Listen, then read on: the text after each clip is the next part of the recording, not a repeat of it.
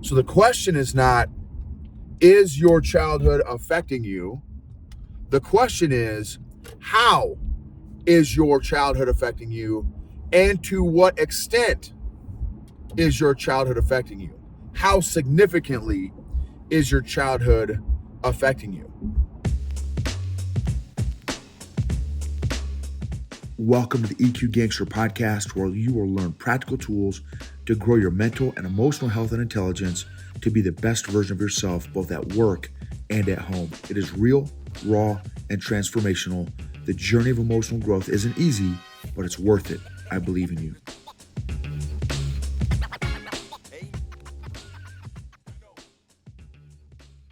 EQ Gangster. So this is going to be about the following principle, this episode. What's up, by the way? I'm already in the zone, man. I'm ready to share some insights with you guys. This episode is going to be about the principle that I have learned really from the first 2 decades of me coaching people, coaching leaders that I had, 5 or 10 years ago, was one. So of the hundreds of leaders that I have coached over the last 25 years, 100% of the leaders that I have coached exhibit behaviors as an adult as a direct result of their childhood. 100%. 100% of the leaders I've coached exhibit behaviors as an adult as a direct result of their childhood. And that's just on my own anecdotal 25 years of coaching leaders and hundreds of leaders that I've coached. So the question is not, is your childhood affecting you? The question is, how is your childhood affecting you? And to what extent is your childhood affecting you? How significantly is your childhood affecting you? So that helps to reframe, maybe like, well, I don't think my childhood is affecting you. I'm telling you right now. Trust me when I tell you, y'all. I can give you 2 recent stories. One of the leaders I'm working with is going through some pretty significant challenges right now, personally and professionally. The personal is actually leading to the professional, because at some point, folks are not able to compartmentalize. Maybe to a degree. I've heard, hey, some men are better at compartmentalizing than women. I have no idea. I'm not a psychologist. I haven't done research on that. I'm sure all of us, to a degree, are fairly decent at compartmentalizing. I would say, being with my personal experience, working, when I was in the military, in the infantry, working, being in the same organization as 600 men and little to no women, it sure seemed like men are compartmentalized more than women. Again, that may be anecdotal, and that may be a big giant generalization and stereotype. I'm sure there are exceptions on both sides. So what has been fascinating is, so with this particular guy, the things that he is currently dealing with, and he's well into his adulthood, the things that he is dealing with are a direct result of his childhood. Negatively. Excuse me. The challenges that he's going through today, personally, and as a result of personal, professionally, is a direct result of his childhood. Now, again, I could probably make that statement about 95% of or again, 100% of the people that I work with. There is a connection to our childhoods, right? And some things I say about childhoods.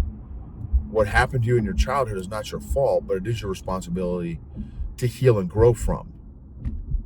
Now, once you start getting older, right? Once you start getting to teens maybe or whatever, and you start making your individual choices and decisions, sure, that at that point you start becoming responsible for your own decisions because you're, a young adult at that phase. But your early childhood, any kind of mental, emotional, physical, spiritual abuse, like that's the fault, the responsibility of those who were raising you or shepherding you or, nurturing you. So it wasn't your fault what happened to you in your childhood. It is our responsibility to heal and grow from whatever happened to us. I was molested when I was 5. That wasn't my fault. What's a 5? I had no way I didn't know what was happening. I had no idea what was going on. I had no idea what was going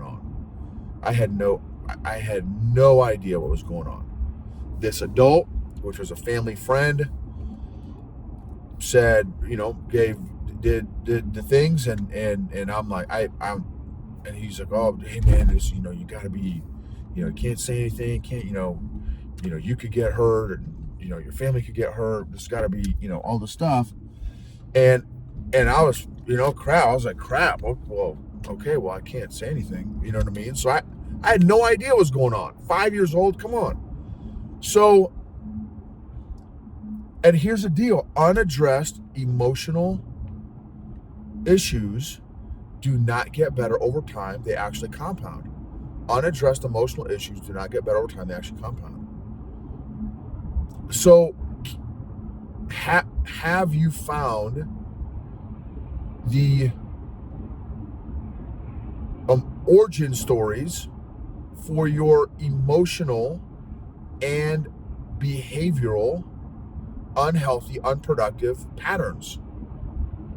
And if you haven't, I would strongly encourage and recommend that you do, because again, it's not, is it affecting you? It's how and how intensely, how significantly is it affecting you?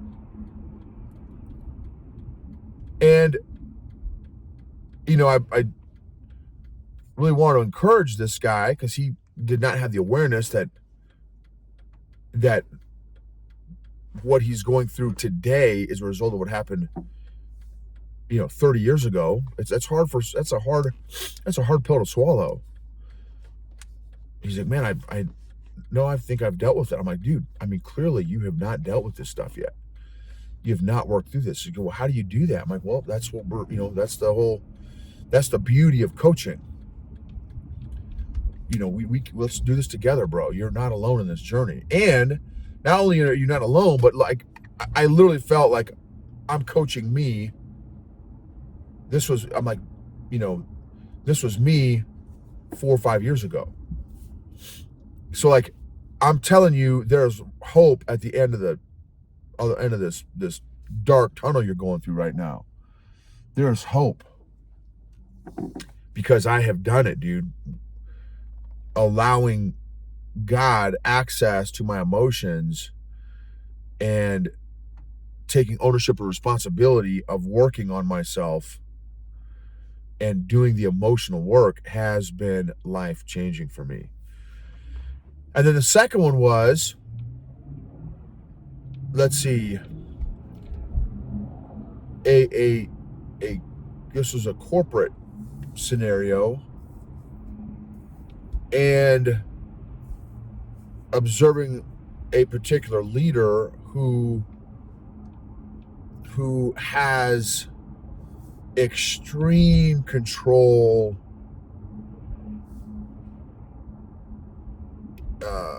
let's say, needs. And I will say that all of us, to a degree, have a need and a desire for a degree of control. All of us, that's part of being a human being. The less control that we feel we have, it's not good for our mental and emotional stability and health. So figuring out ways to even get micro control, let's say if you're in combat, right, you have no control over the situation necessarily, the environment, but there are some micro things that you can control in a combat scenario, in a competitive scenario, in a jiu-jitsu scenario. There's still ways that you can have a degree of control even in those situations. So it's not that control is a bad thing. Control is not a bad thing. It's how much control do you think you need?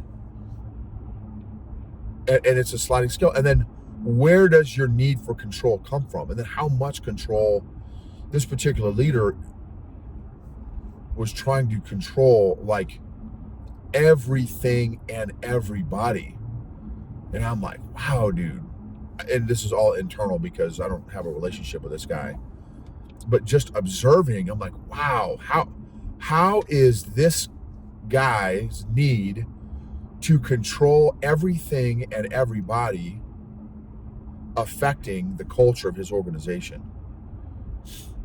What would it be like? Have you ever worked with or for a leader who tried to control everything and everybody? What was that experience like? What are the consequences? So, and again, going back to the point of this particular episode is where did it come from? And again, I don't know this particular leader. I've just observed him. And I would be super shocked if it did not come from somewhere in his childhood. The more chaotic, and this is what happens sometimes, the more chaotic our childhoods are and the more unstable our childhoods are, the more we want control as adults. Facts, y'all. So that is something to just chew on for your own life, your own reflection. How, what was the degree of instability in your home growing up? Did you, was it stable? Was it unstable? How intensely unstable was it? A lot of different dynamics there, but ultimately, here's the purpose of this episode is to do your own reflection. How is your childhood affecting your adulthood? How is it affecting you personally?